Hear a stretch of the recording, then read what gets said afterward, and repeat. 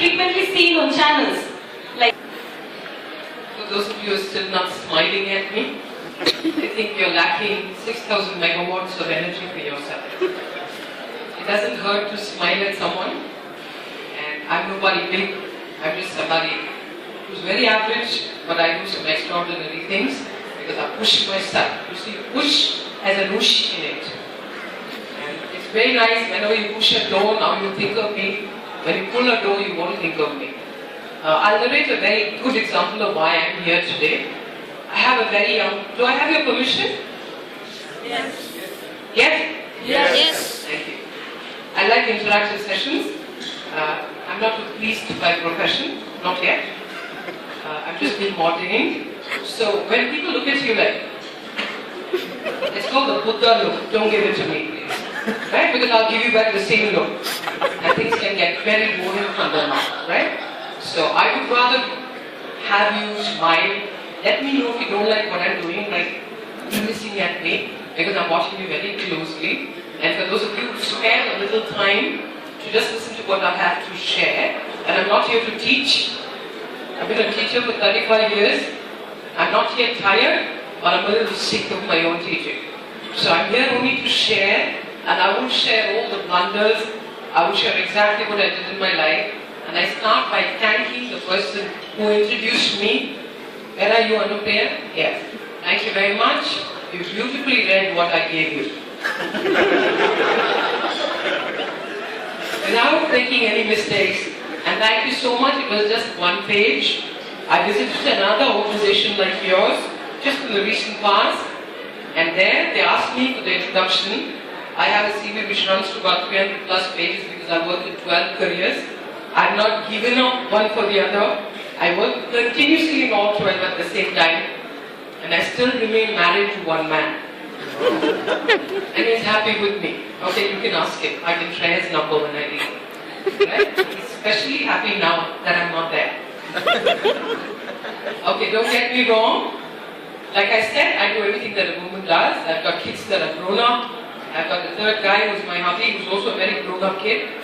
And there are many, many things. The first thing I want to start with, addressing to the chief guest, ma'am, I'd like to share something I found over a period of 30 years. That, and it applies to all of us here, you guys also need to understand this. And I share things this way because it's easier to remember. Men have generally 2 to 3 ages. You're mostly boy, sometimes you become man, and then you come back to the stage of being boy. Whereas a woman, she generally has 9 ages. The first one is when you're a baby, next you go into your toddler, you become a preschooler, you become a teenager, you become an adolescent, and then you have the most important ages of a lady. Please remember during the course of conversation, then you go on to another 4 ages. Young lady, young lady, young lady, young lady. So I'm a young lady, she's a young lady. There are many young ladies in the audience. I believe that all women need to say things twice so that the men listen to them. So the men use approximately about 3,500 words, and smart women always use 7,000 plus words a day. Because every word we end up saying it twice. We say it twice because we're used to that. And sometimes that's the very reason why people fight. Being a doctor, I've had the most amazing experiences with patients. And I'm a behavioral therapist. So people, to cut my long story short, they call me a doctor of all kinds: mental, dental and medical. So in those 3 words, I can tell you that I get maximum mental patients than medical and dental patients. Some tortures are physical, some tortures are mental. The one that's both is dental. So I also specialize in that. The mind is a very complicated organ. It refuses and it just doesn't allow you to smile at a stranger. 1. Second, if somebody is trying to share with us, you will least of all appreciate. What is she trying to tell me that I already don't know? Oh, tell, even I want to hear. So this is your approach. I teach very young students. When I was taking class yesterday, I had a boy who jumped up on the table. He ripped off his shirt and he told me, "Ma'am, I have lots of androgen, testosterone." And the lady was sitting next to me, a professor of business management at one of the famous schools. She said, "Ayyo, you are smiled and I said, yes, you have lots of testosterone. I'm glad I met you. But I think at this stage I can't afford lots of testosterone. So please go back and be seated. You can keep your shirt on if you want. You can take it off if you don't want. He was quiet. Without his shirt, he sat for a while. And then after the class, he came up to me and said, ma'am, I thought you would suspend me. That was a test for you. Because I hadn't taken class for those guys. Now, whenever we are talking to people, the tendency for everyone is to come in and speak. Nobody much cares about connect. Do you want to listen? It's a good question. Does anyone want to hear you? It's a great question. Just because I'm IHRO or so-and-so or somebody, nobody likes it. Communication is the only science, ladies and gentlemen, where I cannot boast of a past history. I'm only as good as my performance today. I'm only as good as I shared today. I'm only as good as all my experiences until today. And I think this is what is smart communication. Every time you fall, you need to get up and learn what we should say. I always quote a business school student who's today a Toastmaster. I will not name him. But the first day I met him around 15 years ago, he was sitting as a student of mine in one of the management colleges. And when I asked people, what's your dream in life? What's your aim in life? I saw a young girl and I just asked her, what is your aim in life? And she said, oh man, I want to be mother. It's so lovely, you know the feeling. And I think like by becoming a mother, everything in my life will be fulfilling. And I feel that that's the best role that I can play. The Toastmaster gentleman who was sitting next to her, I just asked him, what is your dream, gentleman? He said, I have no purpose, ma'am, but I can help her with her dream. Again, somebody said, suspend Mariana. And I didn't. Today, he's a CEO of a very successful organization. His dream has been fulfilled with another partner. He has a baby. And of course, what I'm trying to share with you here is that he runs a great business. He's honest, he's spontaneous, he speaks his mind, he's very specific in his choice of words, and most importantly, his integrity is 100% intact. He dares, ladies and gentlemen, to speak the truth. I saw two kids 3 days ago, and they were screaming at one another. And I asked them, what are you doing? They said, we are playing Arnab Arnab. It is a new game. And don't get carried away by all that. That's not at all communication. There's absolutely no form of communication, even though, ladies and gentlemen, the nation needs to know. And I would discount anything. You can connect me to him, I'd say the same thing. I'm talking about a form of communication which, ladies and gentlemen, can connect us to each other. I'm talking about a form of communication which can not only connect, it can help us convey things to each other. And very, very important, I think it can help us live our own lives well. Because when two people share, the joy gets doubled, the sorrow fortunately gets half. You see, the beautiful relationship between human beings is the fact that we need to connect.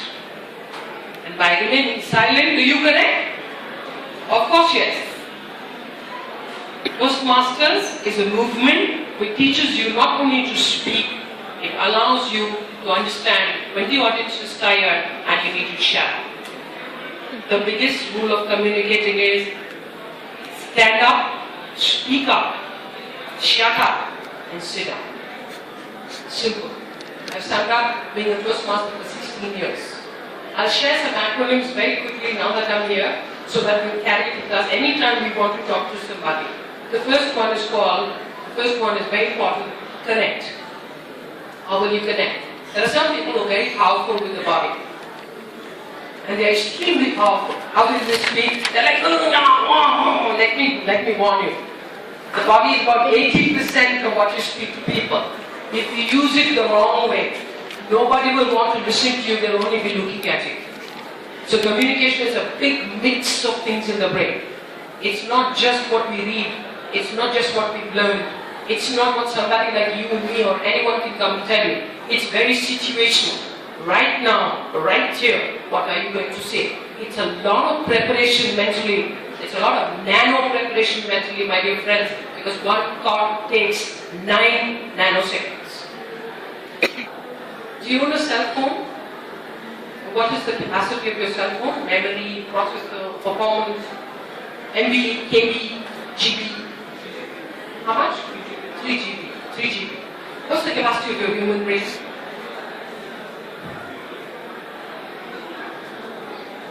He says, I have no idea. But he knows what he's owning. You see the phone? He knows how many GB. All of us know. Many of us sleep with our phones today. And I'd like to share with you, communication is a part of the right brain. And if you don't keep our right brain active, we cannot be smart communicators. So what is smart?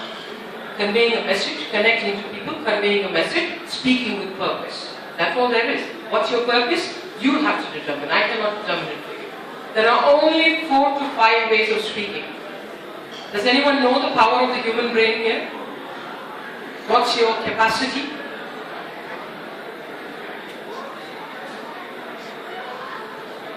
You own a brain, right? Yes, please take a guess. Take a guess. Yeah, that's a very nice answer. It's still disputable. He says something to me, I don't like it, ladies and gentlemen. You know, it's from making faces at him. What should I say? Oh, interesting. And believe me, he's okay with it. I see a fat person. Don't ever go there and call him fat. What do you say? Oh wow, nutritional overachiever, huh? And he's like, yeah. So you can actually make people feel good or feel bad only by virtue of what you say. I have at least 20 patients who walk into me every day with problems because they said the wrong thing. They said what they believed was right, but the other person interpreted it as something totally the contrary of what the person said. The capacity of the human brain is 2.5 petabytes. 2.5 petabytes is 2.5 million gigabytes. How much are we using? Not even 0.12 zeros and 9%. Who used it? Einstein. From then till now, we have only he to quote. So my honest and humble request to all of you is, please activate your right brain, because people who speak spontaneously, off the cuff, they are guys who've activated their right brain and they have an established connection. What is that? There are a lot of stories. You look between husband and wife. You look between friends. You look between people who are boss and maybe superior and inferior colleagues. You look at work. You look at Toastmasters. What do? We are practicing week after week. When everyone else is sitting down, most of us are practicing. What is Toastmasters? It's a formatted technique because you need something in format. What is speaking is formatted by what? The left and right brain together. This guy gives you all the information, knowledge, logic, analysis. This one gives you the emotion. The day logic meets emotion, you become a brilliant communicator. Do you mean what you say? Good question to ask yourself.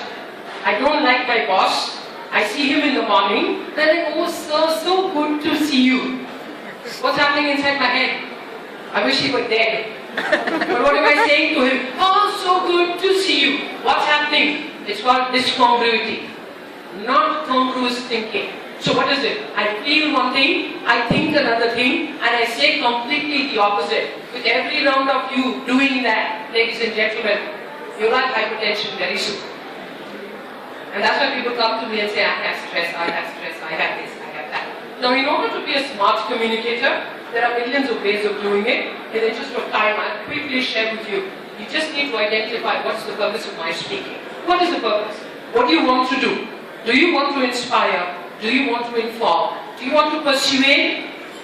Or do you want to entertain? It's called a PIE. P-I-I-E. Very easy to remember. Do you want to persuade somebody? I want to sell something to him. He doesn't want it. That's the challenge. I must make him want it. And there is a method in which we can do it. Obviously, in this time you cannot learn that. It takes a couple of days and a couple of weeks to put it into practice. But I'll tell you, persuasive speaking is one of the toughest forms of good speaking. You need to change his viewpoint by first creating what we call a space. How do you create a space in smart communicating? It's called specific, attainable, and worded. SAW. S-A-W. You have to make your speaking specific, like laser. It has to pierce through what his thinking process is. When you're able to pierce through his thought process, you're able to create space. When you create space, you can plant an idea in his head. What is speaking, ladies and gentlemen? It's about impacting other minds. It's about influencing other minds. It's about sharing. It's about telling people what your experiences are. It's about just sharing anything under the sky.